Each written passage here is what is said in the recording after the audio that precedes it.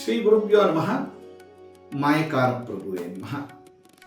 ವಾಸ್ತುಶಾಸ್ತ್ರದಲ್ಲಿ ಈ 9 ಗ್ರಹಗಳಿಗೂ ಮನೆಯಲ್ಲಿ ಒಂದೊಂದು ಸ್ಥಳವನ್ನು ನೀಡಿದ್ದಾರೆ.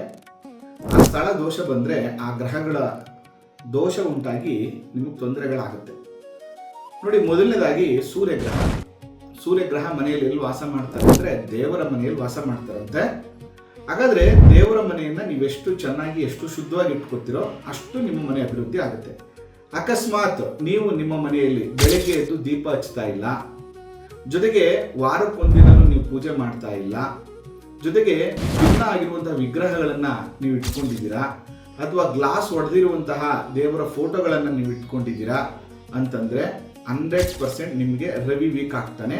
ಅದರಿಂದ ಮನೆಯ ಯಜಮಾನ ಅಭಿವೃದ್ಧಿ ಆಗದೇ ಇರುವಂಥದ್ದು ಮತ್ತು ಮನೆಯಲ್ಲಿರುವಂಥವ್ರಿಗೆ ಮೂಳೆಗೆ ಸಂಬಂಧಪಟ್ಟಂಥ ಆರೋಗ್ಯದ ಸಮಸ್ಯೆಗಳು ಬರುವಂಥದ್ದು, ಸಾಮಾಜಿಕವಾಗಿ ಹಿನ್ನಡೆ ಆಗುವಂಥದ್ದು, ಸರ್ಕಾರದಿಂದ ತೊಂದರೆ ಆಗುವಂಥದ್ದು, ಸರ್ಕಾರದ ಕೆಲಸಗಳಾಗದೇ ಇರುವಂಥದ್ದು ಮತ್ತು ಯಜಮಾನನಿಗೆ ಅಷ್ಟೊಂದು ನಾಯಕನ ಗುಣ, ಮನೆಯಲ್ಲಿ ಸ್ವಲ್ಪ ಕಾನ್ಫಿಡೆನ್ಸ್ ಕಮ್ಮಿಯಾಗಿ ಅವ್ರ ಮಾತನ್ನು ಯಾರು ಕೇಳದೇ ಇರುವಂಥ ಪರಿಸ್ಥಿತಿಗಳು ಕೂಡ ಅವ್ರಿಗೆ ಬರುತ್ತೆ. ಅದರಿಂದ ದೇವರ ಮನೆ ಚೆನ್ನಾಗಿಲ್ಲ ಅಂದರೆ ಖಂಡಿತವಾಗಿಯೂ ರವಿ ದೋಷ ಬರುತ್ತೆ.